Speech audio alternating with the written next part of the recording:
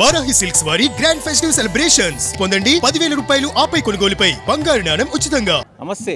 ప్రస్తుతం మనం జాతీయ బుక్ ఫేర్ నిర్వహిస్తూ ఉన్నారు. రాష్ట్ర ప్రభుత్వం ప్రతిష్టాత్మకంగా 38వ జాతీయ బుక్ ఫేర్ నిర్వహిస్తూ ఉంది. దీనికి సంబంధించి కూడా ముఖ్యంగా రాష్ట్ర ప్రభుత్వం పెద్ద ఎత్తున ఎన్టీఆర్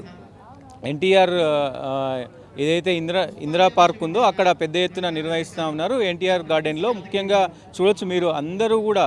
అంటే దీనికి సంబంధించి ముఖ్యంగా ఏదైతే 360 బుక్ స్టాల్స్ ఉన్నాయి, నా వెనక ఏదైతే బుక్ స్టాల్స్ ఉన్నాయో ఆ బుక్ స్టాల్స్ అన్నీ ఆ టైప్ అన్నీ కూడా దాదాపు 360 బుక్ స్టాల్స్ ఉన్నాయి. అంటే దీనికి సంబంధించి ఈ బుక్స్లో ముఖ్యంగా తెలుగు, హిందీ, ఇంగ్లీష్ అన్ని భాషలకు సంబంధించి కూడా ప్రతి ఒక్క బుక్ ఇక్కడ దొరుకుతుంది. మొత్తం మన దేశంలో అన్ని బుక్కులు కూడా ఇక్కడ దొరుకుతాయి. ఏ బుక్ కావాలన్నా ఈ బుక్ ఫేర్లో దొరుకుతుంది. ముఖ్యంగా 360 స్టాల్స్లో అన్ని రకాలకు సంబంధించి బుక్ అయితే ఇక్కడ దొరుకుతాయి. హిందీ లాంగ్వేజ్ కావచ్చు, తెలుగు లాంగ్వేజ్ కావచ్చు, సో ఇంగ్లీష్ కావచ్చు, తమిళం కావచ్చు, ప్రతి ఒక్క లాంగ్వేజ్ అంటే దేశంలో ఎన్ని లాంగ్వేజ్లు ఉన్నాయి అన్ని లాంగ్వేజ్లకు సంబంధించిన బుక్స్ కూడా ఇక్కడ దొరుకుతూ ఉన్నాయి. దీనికి సంబంధించి ముఖ్యంగా ఈ బుక్ ఫేర్ది దీనికి సంబంధించి సమయాలు దాదాపు మధ్యాహ్నం 1 గంటల నుంచి ఏదైతే నైట్ అంటే 9 గంటల వరకు, మధ్యాహ్నం 1 గంటల నుంచి 9 గంటల వరకు, సోమవారం నుంచి ఇది మధ్యాహ్నం 1 గంటల నుంచి 9 గంటల వరకు ఉంటుంది. ఓన్లీ శనివారం, ఆదివారం మాత్రమే ముఖ్యంగా మధ్యాహ్నం 12 గంటల నుంచి రాత్రి 9 గంటల వరకు ఉంటుంది. ముఖ్యంగా పిల్లలకి ఆడుకోనికి అన్నీ కూడా ఇక్కడ అరేంజ్మెంట్స్ అయితే చేశారు.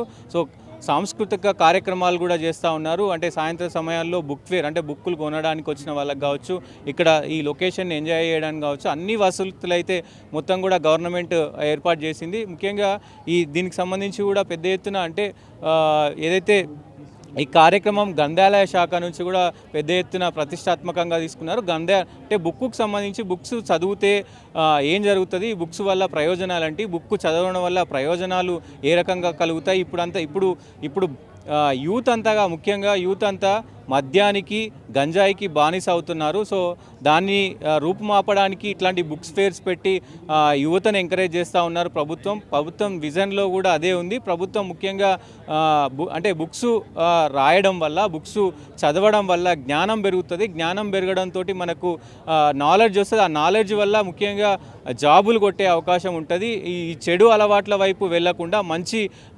అలవాట్లకు చేరుతామంటూ కూడా ప్రభుత్వం పెద్ద ఎత్తున ప్రతిష్టాత్మకంగా ఇదైతే ఉంది. ముఖ్యంగా దీనికి సంబంధించి ఏదైతే గవర్నమెంట్ తీసుకున్న ఈ నిర్ణయం, అలాగే దాదాపు 38వ బుక్ ప్రదర్శన ఇది. ఈ ప్రదర్శనలో ముఖ్యంగా దాదాపు 38వది. సో పల్లెలకు సంబంధించి ఎవరైనా ఇక్కడికి రావచ్చు. డిసెంబర్ 29 వరకు కూడా ఈ కార్యక్రమం ఉంటుంది. డిసెంబర్ 29 వరకు ఈ సంవత్సరం అంటే ఇప్పుడు డిసెంబర్ 29 వరకు ఈ కార్యక్రమం ఉంటుంది.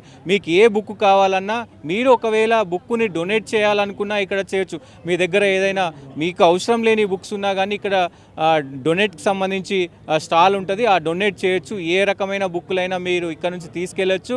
అలాగే మీ దగ్గర మీకు అవసరం లేని ఏదైనా బుక్స్ ఉంటే కూడా ఇక్కడ వేసుకోవచ్చు. చూడొచ్చు మీరు ముఖ్యంగా ఏదైతే ఇక్కడ తెలుగు వికీపీడియా అంటే దీనికి సంబంధించి మీకు బుక్ స్టాల్స్ నెంబర్తో సహా digital employment exchange and Telangana, ఇక్కడ ఫౌండేషన్కి సంబంధించి ముఖ్యంగా అందశ్రీ ఫౌండేషన్స్ సంబంధించి కూడా బుక్స్ అంటే ప్రతి ఒక్క స్టాల్కి ఒక్కొక్క పేరు పెట్టుకుంటూ కూడా పెద్ద ఎత్తున గద్దర్ ఫౌండేషన్కి సంబంధించిన బుక్ స్టాల్ ఉంది. సో ఫారికి బుక్ డిపో అంటే ప్రతి ఒక్కటి కూడా సపరేట్ ఒక్కొక్క దానికి ఒక్కొక్క పేరు అంటే వాళ్ళు సప్లై చేసే పేరు కావచ్చు. మొత్తం దాదాపు 360 ఈ స్టాల్కి సంబంధించి కూడా పెద్ద ఎత్తున ఇక్కడ కార్యక్రమం అయితే నడుస్తూ ఉంది.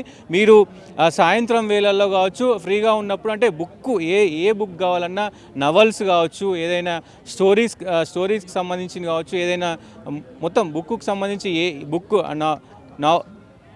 నావల్స్కి సంబంధించిన అన్ని అంటే ఏ రకమైన బుక్ కావాలన్నా, ఏ కంటెంట్ కావాలన్నా ఇక్కడ దొరుకుతుంది. ఇది దాదాపు సంవత్సరానికి ఒక్కసారి నిర్వహిస్తూ ఉంటారు. సో మరి చూద్దాం.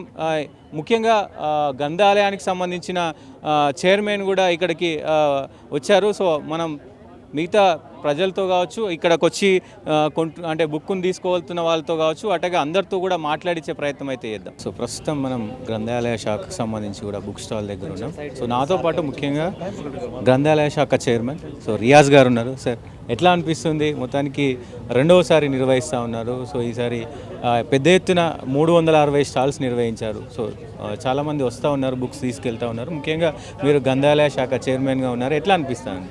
అంటే వాస్తవంగా ఒక నాగరికతలో ఒక తరం ఆర్జించిన జ్ఞానాన్ని మరొక తరానికి అందజేసే క్రమంలో పుస్తకాలు ఉపయోగపడతాయి. అంటే పుస్తకాలు అనేవి ఒక తరం నుంచి మరొక తరానికి శాస్త్ర సాంకేతిక అంశాలు కావచ్చు, సామాజిక శాస్త్రాలు కావచ్చు, వైద్యం కావచ్చు, లేదా ఆధ్యాత్మిక అంశాలు కావచ్చు, ఆర్థికంగా కావచ్చు, రాజకీయంగా కావచ్చు, పుస్తకాల ద్వారా అందజేయబడతా ఉంటాయి.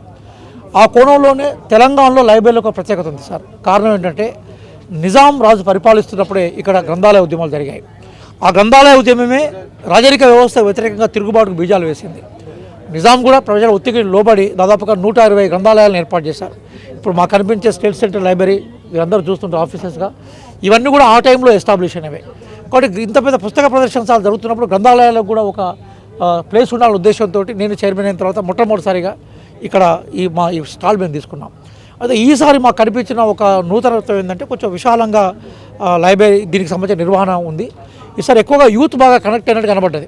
అంటే అంతకుముందు ఎక్కువగా ఫిక్షన్ చదివేవాళ్ళు, లేకుంటే సాహిత్యాన్ని ప్రేమించే వాళ్ళ తరం ఉండేది. రిటైర్ అయిన ఎంప్లాయీస్ కానీ, పుస్తకాలు ఒకప్పుడు అభిరుచికి తీసుకున్న వాళ్ళు కానీ ఉండేది. కానీ ఈసారి చాలా యూత్ మీరు చూస్తుంటే కనబడుతూ ఉంటుంది. యంగ్ వాళ్ళు బేసికల్గా పుస్తకాలలో వాళ్ళకి కావాల్సిన అంశాలు వెతుక్కునే ప్రయత్నం చేస్తూ ఉంటారు.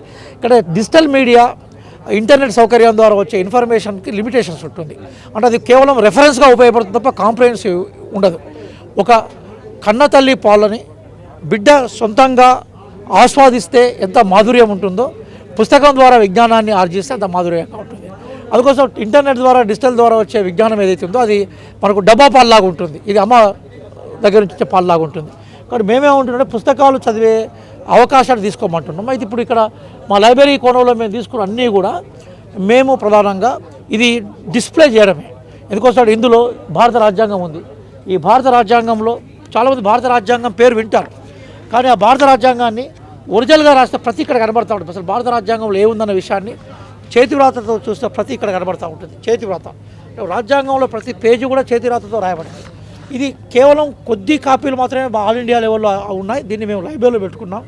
అట్లాగే ఈ గ్రంథాలయాల్లో అంటే మనకు ఒకటి ఉంది ఈ పుస్తకంలో చివరిలో, అంటే మన గ్రంథాలయాలకు సంబంధించిన మా డాక్యుమెంట్లో మేము చెప్పుకుంటుంది ఏంటంటే, ఎవరైతే ఈ రాజ్యాంగ రూపకల్పనలో భాగస్వామ్యం పంచుకున్నారో వాళ్ళ పేర్లు, వాళ్ళ సిగ్నేచర్లు ఉన్నాయి. ఎందుకంటే రాజ్యాంగమే కదా ఒక దేశానికి దశ, దిశ, దిక్సూచి అంతా కూడా. కాబట్టి జవహర్లాల్ నెహ్రూ గారి దగ్గర నుంచి పోతే అంబేద్కర్ గారి దగ్గర అందరికీ సంబంధించిన మొత్తం సంతకాలు ఇక్కడ కనబడుతూ ఉంటాయి. అంటే ఇవన్నీ కూడా ఈ ఒరిజినల్ ప్రతిని చూడడం వల్ల ఒక ఉత్తేజము, రాజ్యాంగానికి సంబంధించిన అంశాలు ఉంటాయి. అట్లాగే మీరు ఇక్కడ ఒకసారి మీరు బేసికల్ చూస్తే ఒక నిమిషం అండి, ఇక్కడ మనకు బేసికల్గా వీటిని చూస్తే ఇక్కడ తాళపత్ర పదాలు కనబడుతున్నాయి. అంటే లిపి పరిణామక్రమం, లిపి ఏదైతే ఉందో script when we started script, అంటే ఒకప్పుడు ఈ జంతువులకు సంబంధించిన ఇష్యూస్ కానీ అట్లాగే మనకు వాటి సంకేతాల రూపంలో ఇచ్చే క్రమంలో లిపికి సంబంధించిన ఉండేది. ఆ లిపి ఎట్లా స్టార్ట్ అయిందనే విషయాన్ని ఇక్కడ మేము ప్రదర్శించే ప్రయత్నం చేశాం.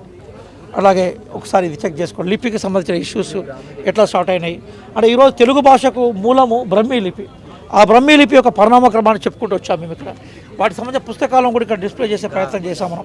అక్షరాలు ఎట్లా వచ్చాయి అంటే ఒకప్పుడు వేటలో నిమగ్నమైన మనిషికి జంతువులు కనిపించిన వాటి సంకేతాలను, వాటి గుర్తులను అక్షరాల రూపంలో మార్చుకునే ప్రయత్నం చేసేది. లేదా అతనికి మెమొరీ తప్పిపోయినప్పుడు తను ఎక్కడున్నా అని చెప్పడం కోసం తన రూపాన్ని ముద్రించుకునేది. అంటే లిపి పరిణామ క్రమం నుంచి మొదలుకుంటే గుటెన్బర్గ్ అక్షయంత్రానికి అనుకున్న తర్వాత పుస్తకాలు మొట్టమొదటిసారిగా స్టార్ట్ అయినాయి. అట్లాంటి పుస్తకాలకు సంబంధించిన డిస్ప్లే కూడా ఇక్కడ చేశామని చూడండి. ఇక్కడ 1890 అలాగే ఈ పుస్తకం ఇది మొట్టమొదటిసారిగా మనకి హైదరాబాద్ సమాజంలోకి వచ్చిన మొట్టమొదటి బుక్ ఇది. అంటే దాదాపుగా 15వ శతాబ్దంలో గుటెన్బర్గ్ అక్షయంత్రం కనుపడ్డ తర్వాత మనకు 16-17వ శతాబ్దంలో పుస్తకాలు మన దగ్గరకు వచ్చాయి. ఇక్కడ మీరు కనబడుతుంది 1611 అని. చాలా పాత పుస్తకాలు ఇప్పటికి కూడా మా లైబ్రరీస్ చాలా జాగ్రత్తగా వీటిని ఎక్కడ కూడా మిస్ కాకుండా చూపెట్టే ప్రయత్నం చేశారు. కాబట్టి ఈ పుస్తక ప్రదర్శనలో వచ్చే వాళ్ళకి పుస్తకాల విలువ తెలవాలనుకున్నప్పుడు అసలు ఈ పుస్తకాలు ఎట్లా స్టార్ట్ అయినాయి, ఒకప్పుడు పుస్తకాలు బేసికల్గా ఏ రూపంలో ఉండేది, తలపత్ర గ్రంథాల్లోకి ఎట్లా వచ్చాయి, పుస్తక రూపంలో ఎట్లా వచ్చాయి, ఇవన్నింటినీ మేము పరిణామ క్రమంలో చూపెట్టే ప్రయత్నం చేశాం. అది ఇక్కడికి వచ్చిన తర్వాత ఒక విద్యార్థికి లేదా ఒక రీడర్కి ఏమనిపిస్తుంటుందంటే అది ఇంత గొప్ప కృషి, ఇంత గొప్ప అంశాలు లైబ్రరీ వెనుక ఉంటాయా, పుస్తకాలను మనం ఎట్లా ప్రేమించాలనే విషయం తెలుస్తుంటుంది. కాబట్టి వారు సుబ్బారావు గారు వారు కూడా మనకు మేనేజ్మెంట్ సంబంధించిన మా డైరెక్టర్ ఉన్నారు, వీరి సహకారాన్ని కూడా మేము తీసుకున్నాం. వీరు అట్లాగే మా కేసరి గారు, అనేక లైబ్రరీ అధికారులు, విద్యార్థులు, రీసెర్చ్ స్కాలర్స్, వీరందరి సహాయంతో మా ఉద్దేశం ఏంటంటే ఈ పుస్తకాలను యూజ్ చేసుకోవాలి. ఎందుకంటే పుస్తకం అనేది ఒక నాగరికత పరిణామ క్రమానికి సంబంధించిన మొత్తం సమాచారాన్ని కొత్త తరానికి అందజేస్తూ ఉంటుంది. ఆ తరం మళ్ళీ ఆ జ్ఞానాన్ని మరొక తరానికి అందజేస్తుంది. ఇట్లా మనం ఒకప్పుడు ఎప్పుడు ఊహించలేదు సెల్ ఫోన్లు వస్తాయని. అక్కడ నుంచి మనిషిని మనం సైన్స్ అండ్ టెక్నాలజీ తీసుకొచ్చింది. ఒకప్పుడు 17-18 సంవత్సరాలు మనిషి యొక్క ఆయు ప్రమాణం ఉండేది, ఇప్పుడు 80-85 ఏళ్ళు వచ్చినాయి, thanks to science and technology and medicine. కాబట్టి ఈ పరిణామ క్రమంలో ఈ గ్రంథాలయం సంబంధించిన మా లైబ్రరీ స్టాలు విజ్ఞానం పట్ల, పుస్తకాల పట్ల ఒక అభిరుచిని పెంపొందించే ప్రయత్నం చేసింది సార్. మీ మీడియా ద్వారా, మీరు డైనమిక్ జర్నలిస్టు, అలాగే మీకు ఒక బాధ్యత ఉంది. మీరు సాధ్యమైనంత మేరకు తెలంగాణ ప్రపంచంలో, తెలుగు ప్రపంచంలో విద్యార్థుల్ని, కొత్త తరాన్ని ఒకసారి బుక్ ఫేర్కు తీసుకురావడం వల్ల ఏమవుతుందంటే ఇంత గొప్ప బుక్ ఫేర్ని సందర్శించాల తపన ఉంటుంది. రేపు జ్ఞాన సమాజం నిర్మాణాన్ని మా ప్రభుత్వం రేవంత్ రెడ్డి గారి నేతృత్వంలో ఏదైతే చేపట్టినామో దానికి పూర్తి విలువతో కూడుకున్న స్వార్థకత చేకూరుతుందని మేము భావిస్తున్నాం సార్. చదవడం వల్ల అంటే యువతకి, ఇప్పుడున్న యువతకి జస్ట్ ఏదో మీద చదువుతున్నారు, వదిలేస్తున్నారు. చదవడం వల్ల ఎంత జ్ఞానం పెరుగుతుంది అనేది మీరు గతంలో మీ జనరేషన్లో ఎక్కువ మంది బుక్కులు చదివారు, ఇప్పుడు అంతా సోషల్ మీడియా, రీల్స్, షార్ట్స్ ఈ జనరేషన్ అయిపోయింది. సో నిజంగా చదవడం వల్ల ఎంత పరిజ్ఞానం పెరుగుతుంది అనేది యువతకి మీరు ఏం చెప్తారు? వాస్తవంగా సముద్రాన్ని మనము అద్దంలో చూడడం వేరు, సముద్రంలో ప్రయాణం చేయడం వేరు. అద్దంలో సముద్రాన్ని చూపెట్టే ప్రయత్నం ఏదైతుందో అది డిజిటల్ మీడియా. సముద్రంలో నౌకలో తీసుకుపోయి సముద్రంలోకి మనం తీసుకుపోయి ఏదైతుందో పుస్తక మీడియా. మేమేమంటున్నామంటే ప్రధానంగా డ్రగ్స్, నార్కోటిక్స్కి సంబంధించిన పదార్థాలు, డ్రింకింగ్ ఆఫ్ ఆల్కహాల్, ఇట్లాంటి బ్యాడ్ హ్యాబిట్స్, అంటే మనిషి ఆరోగ్యాన్ని కానీ మనిషి యొక్క మానసిక స్థితిని దెబ్బతీసే వీటికన్నా పుస్తకాలు చదివి అభిరుచి పెంచుకోవడం వల్ల జ్ఞానవంతమైన సమాజం ఉండే అవకాశం ఉంటుంది. నేను యూరోప్ పర్యటన చేశాను. అంతకుముందు నాకు తప్పుడు అభిప్రాయాలు ఏముండంటే యూరోప్లో బాగా డెవలప్ అయిన సొసైటీస్లో పూర్తిగా టెక్నాలజీ, ఇంటర్నెటే ఉంటుంది అనుకున్నాం. కానీ వాళ్ళు మామూలుగా సూపర్ మార్కెట్లో నిలబడి కూడా పుస్తకాలు చదువుతున్నారు. ఒక గంట లేటుకు పోతే నాకు మార్కెట్లో బేసికల్గా నేను డైలీ న్యూస్ పేపర్లు కనబడలేదు. అందుకోసం పుస్తకాలు చదివే అభిరుచిని మనం పెంచే ప్రయత్నం చేయాలి. ఎస్ అగ్రి, రీల్స్ లేదా మనకి వీడియోస్, ఎలక్ట్రానిక్ డివైజెస్ ఉపయోగం ద్వారా తీసుకుంటారు. వాటిని కూడా విస్మరించలేము మనం. అంటే నిజానికి ఇన్ఫర్మేషన్ తీసుకునేందుకు రకరకాల మార్గాలన ఈరోజు ఎలక్ట్రానిక్ మీడియా, ఈ లెర్నింగ్ అంటున్నాం మనం. అంటే ఎలక్ట్రానిక్ ఇన్ఫర్మేషన్ టూల్స్ వచ్చాయి, వాటి కాదండి. కానీ అందులో ఉండే సమాచారానికి పరిమితులు ఉంటాయి. అది రెఫరెన్స్ లాగా ఆచూకీలాగా ఉపయోగపడుతుంది. కానీ ఒరిజినల్గా మనకు సబ్జెక్ట్ డెవలప్ కావాలనుకున్నప్పుడు మేజర్గా మాత్రం డెఫినెట్గా పుస్తకాలే ఉంటాయి.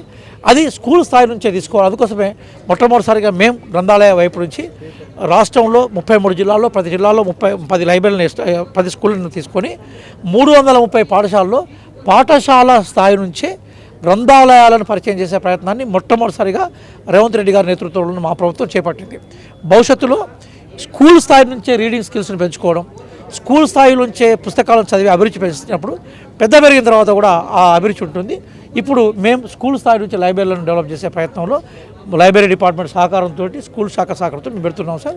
భవిష్యత్తులో ఇది మంచి ఫలితాలు ఇస్తుందని కూడా మేము ఆశిస్తున్నాం.